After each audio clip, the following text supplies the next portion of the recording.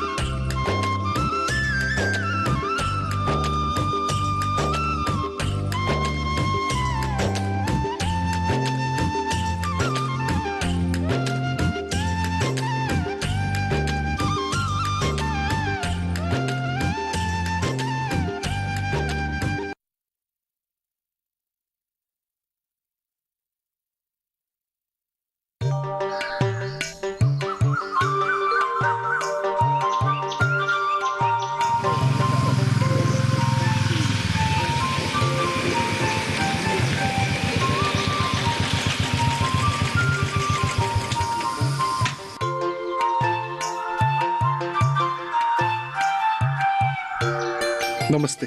नमस्ते। प्रतिमा ने तुम्हें कुछ कहा? जी, मैं उसी के लिए आपसे मिलने आ रहा था। आप मुझसे कुछ बात करना चाहते थे?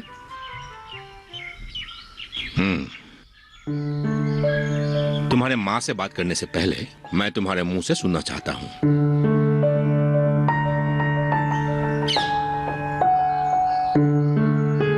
शादी के बारे में क्या सोचा है? आप तो जानते ही हैं, भाई और बहन की पढ़ाई अभी पूरी नहीं हुई। दोनों को हॉस्टल में रखकर मैं ही पढ़ा रहा हूँ। ये बात प्रतिमा भी जानती है। यही बात तुम्हारे मुंह से सुनना चाहता था। ठीक है, ये सब बातें यहां नहीं करेंगे। शाम को तुम घर आ जाना। जी। तुम लोगों से मैं बाद में बात करूंगा। जी मालिक। चलो।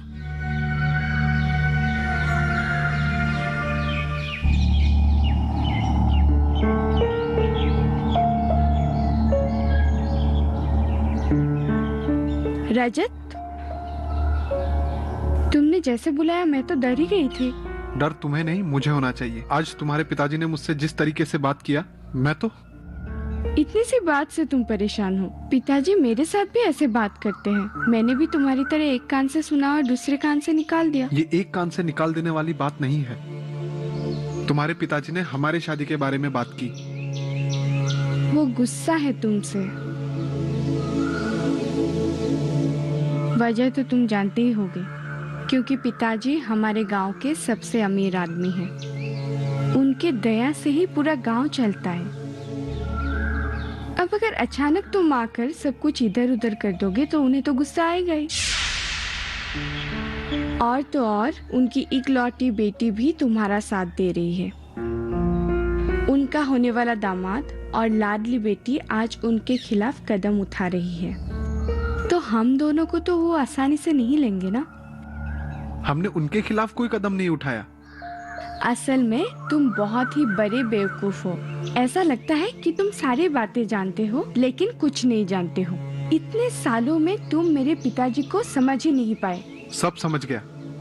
गांव के लोगों को मैंने सिर्फ सरकारी योजनाओं के बारे में बताया। तुम्हारे पिताजी के खिलाफ तो मैंने कुछ कहा ही नहीं। बेवकूफ, वो बात नहीं है। बस इतनी सी बात तुम समझ नहीं पा रहे हो। गांव के लोग अगर आत्मनिर्भर हो जाएंगे तो मेरे पिताजी की क्या अहमियत रह जाएगी गांव में। और कल अगर ये लोग समस्या में पड़े तो पिताजी के पास क्यों आएंगे? समझ गया। तुम्हारे पिताजी के खिलाफ तो मैंने कुछ कहा ही नहीं। बेवकूफ, वो बात नहीं है। बस इतनी सी बात तुम समझ नहीं पा रहे हो। गांव के लोग अगर आत्मनिर्भर हो जाएंगे तो मेरे पिताजी की क्या अहमियत रह जाएगी गांव में। और कल अगर ये लोग समस्या में पड़े तो पिताजी के पास क्यों आएंगे? पिताजी को खेत में काम करने के लिए लोग नहीं मिल रहे हैं। सब अपने अपने आत्मसहायक गोट में व्यस्त है। और अगर ऐसे सब व्यस्त रहेंगे तो कल पिताजी के घर के काम करने के लिए कौन आएंगे? वो ऐसा कैसे सोच सकते हैं? अगर मैं नहीं होता, एक ना एक दिन कोई दूसरा आके उन्हें ये सब बात बताता। लेकिन तुम हमारे घर के होने वाले दामाद हो। इसका मतलब मुझे एक आदमी के स्वार्थ के लिए पूरे गांव के स्वार्थ को नजरअंदाज करना पड़ेगा। ऐसा तो मैंने नहीं बोला। पर तुम्हारे पिताजी ने तो कहा। क्योंकि वो इस गांव के जमींदार है। जो भी हो, मुझे ये बात अच्छी नहीं लगी। कहाँ जा रहे हो? रजत सुनो तो, तुम कहाँ जा रहे हो? रजत कहाँ जा रहे हो? पता नहीं। रजत! रजत! रजत!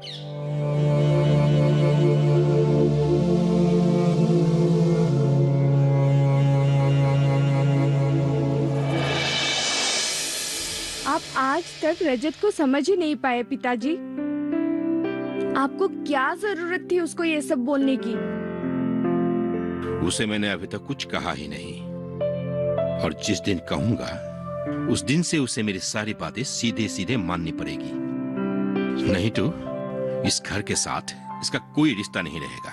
ये सब आप क्या कह रहे हैं पिताजी? तुम ये मत सोचना मेरी इकलौती बेटी होने के कारण तुम्हारे हर बात में मान लूं। आप भी मत भूलिए पिताजी, आपको तकलीफ ना हो इसलिए एमए पास करने के बाद भी मैं घर पे बैठी हुई हूँ। एक नौकरी ढूंढ के मैं भी कहीं जा सकती थी। तो उसके लिए मुझे तुम्हारे सामने हाथ जोड़कर रहना पड़ेगा?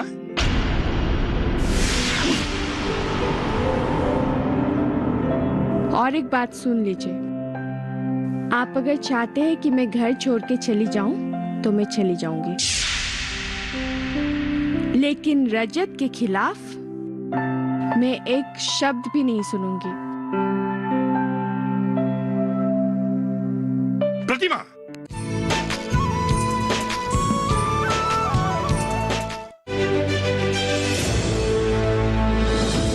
खुशहाल होंगे खेत,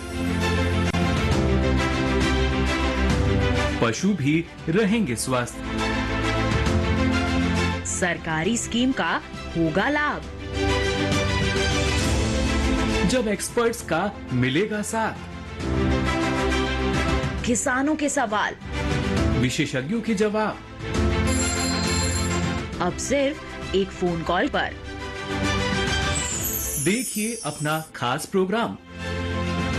हमारे टोल फ्री नंबर हैं 1800-113060, 1800-113061। हेलो किसान, सोमवार से शुक्रवार शाम 6 बजे सिर्फ दूरदर्शन किसान पर।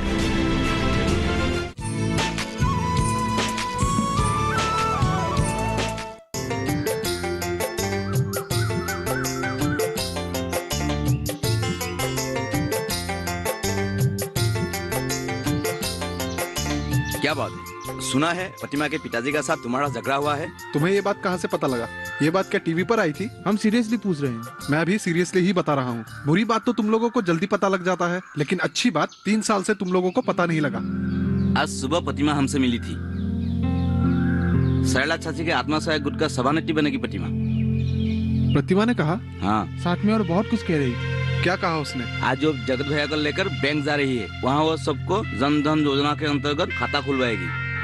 तुमने जो प्रधानमंत्री बीमा योजना के बारे में बताया था, जहाँ महीने में 1 रुपया जमा करना पड़ता है। प्रतिमा को अभी कहीं देखा है क्या? हाँ, वो रमला चाची के घर जा रही थी।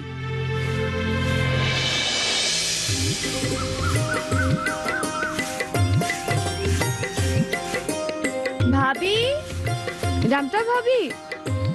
अरे प्रतिमा, आओ अंदर आओ। अभी नहीं, मैं एक जरूरी काम से आई हूँ। जरूरी काम? और हमारे यहाँ? हाँ। लेकिन वो तो घर पर नहीं है। पिताजी को कहना उधार के पैसे इस महीने ही चुका देंगे। अरे नहीं नहीं, मैं उसके लिए नहीं आई हूँ। मैं तो आपकी बेटी से मिलने आई हूँ। बेटी से? हाँ। कहाँ है वो? मैं उसे ले जाऊंगी। कहाँ? स्कूल, और कहाँ? हमारे गांव की हर लड़कियां अब से स्कूल जाएगी, क्योंकि सरकार मुफ्त की किताबें दे रही है, यूनिफॉर्म दे रही है, मिड डे मील दे रही है, जो कि दोपहर का खाना होता है। फिर भी हमारे गांव की लड़कियां स्कूल नहीं जा रही है। स्कूल में पढ़ लिख लेगी, पर उसके बाद क्या होगा? और पढ़ना चाहा तो हम कैसे पढ़ाएंगे? फिर मन खराब होने से तो अच्छा ही है ऐसा सपने ही ना देखें जो पूरे ना हो। और वैसे भी शादी के बाद तो घर के काम ही करने हैं। आपसे कुछ सीख लेगी तो बाद में कोई परेशानी नहीं होगी। समय बदल गया है भाभी, और शिक्षा हर बच्चे का जन्मसिद्ध अधिकार है। हम लड़कों को तो स्कूल भेज देते हैं, लेकिन लड़कियों के लिए भी शिक्षा कितनी जरूरी है वो हम समझ नहीं पाते। इसके लिए प्रधानमंत्री जी ने एक नई योजना बनाई है, जिसका नाम है बेटी बचाओ बेटी पढ़ाओ, जिसके अंतर्गत लड़कियों की अस्तित्व बचाना और उनको आत्मनिर्भर करने के लिए सरकार बहुत सी सकारात्मक कदम उठा रही है। इस योजना का हर जगह प्रचार हो रहा है और उसके लिए हर गांव की लड़कियों का स्कूल जाना अनिवार्य किया जा रहा है। अब आप इतना मत सोचिए, जल्दी से जाइए और उसे बुला के लाइए। हाँ ठीक है।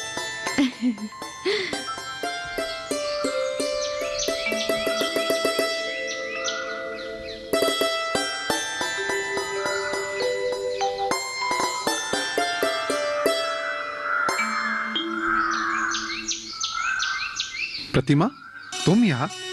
मैं तुम्हें कब से गांव में ढूंढ रहा हूँ। क्यों? तुम गांव में ये सब? हाँ, गांव तो सिर्फ तुम्हारा है ना? अच्छा।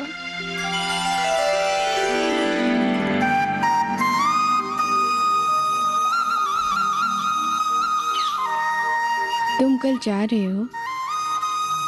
हाँ। वापस कब आओगे? बोल नहीं सकता।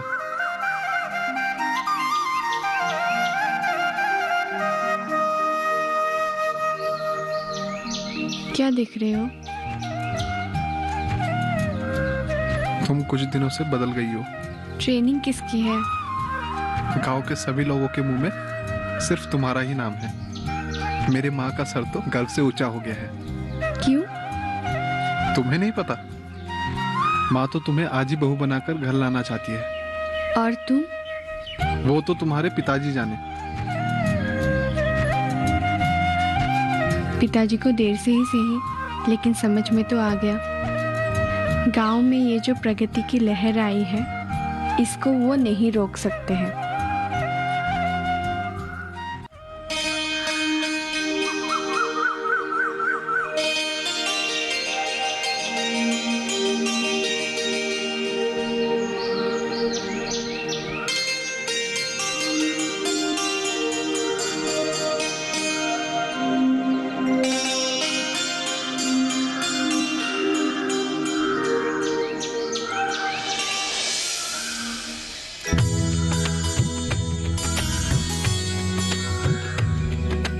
ये तुम्हारे लिए।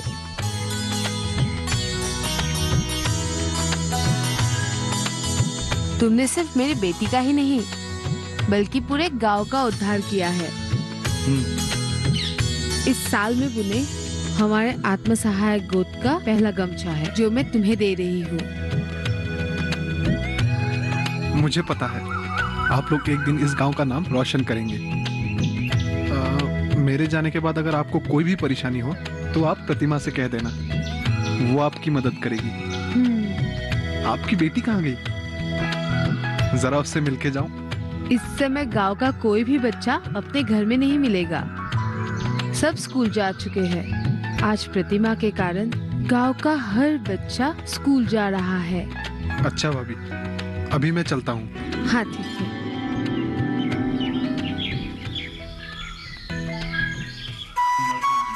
नमस्ते। नमस्ते।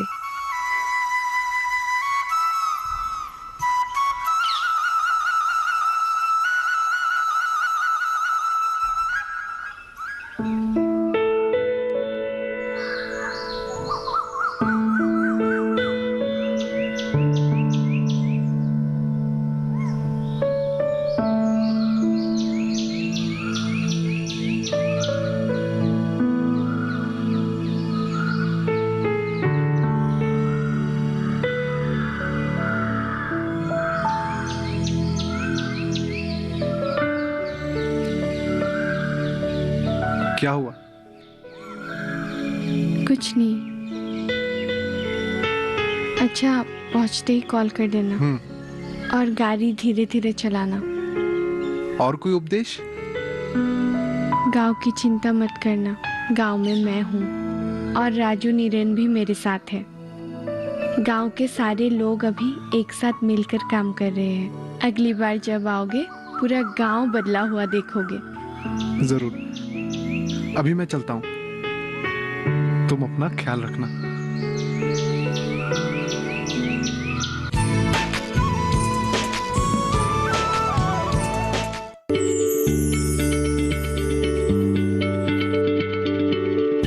क्या आप किसी बीमारी से परेशान हैं? चाहते हैं डॉक्टर की सलाह? तो हम हैं आपके साथ, बताएंगे आपको जीने की राह। समस्याएं आपकी, समाधान देश के मशहूर विशेषज्ञों के।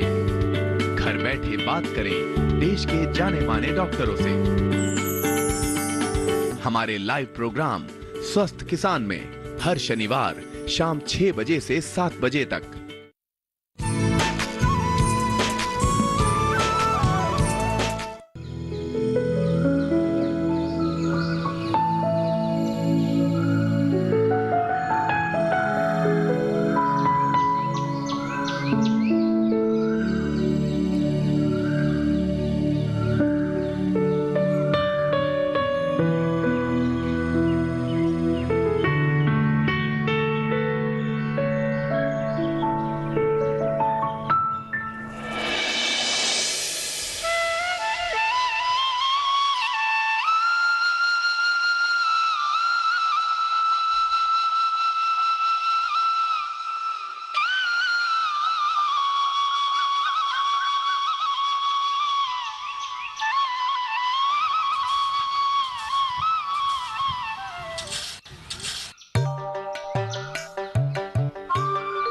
चाचा आ गया, चाचा आ गया। अरे क्या आ गया? हमारे गांव के 7 लोगों का नाम लिस्ट पे आ गया। हाँ? कार्य दक्षता प्रशिक्षण के लिए 7 लोगों का नाम चयन किया गया है। बढ़िया है। अरे जाओ जाओ, गांव में खबर दो। हाँ, गांव में खबर दे के आते हैं चाचा जी।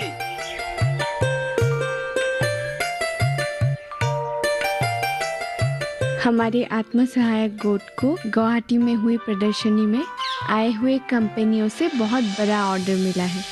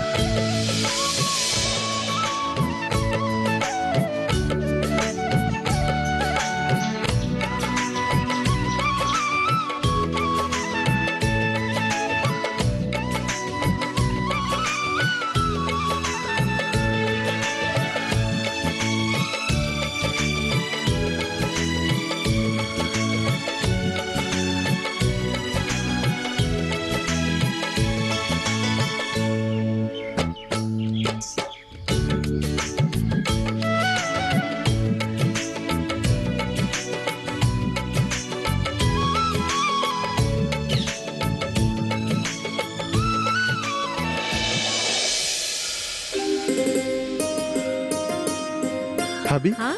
ये सब क्या हो रहा है? जमीन का नाप ले रहे हैं। ये सरकारी कर्मचारी है। अगले 1 महीने में गांव के हर घर में शौचालय निर्माण का काम शुरू होगा। अच्छा।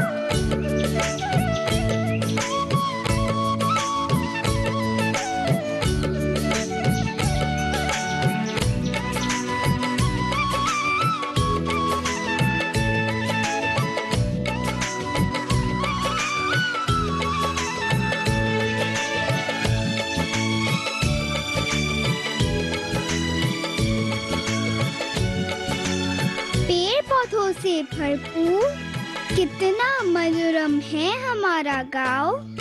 फलों से लदालद, टहनियों से गिरते, कितने मीठे फलों का ढेर। फूलों की मनमोहिनी सुगंध कर देती हमें मदमस्त। कितना सुंदर परिवेश, कितना सुंदर वातावरण, सच में कितना सुंदर है हमारा गांव।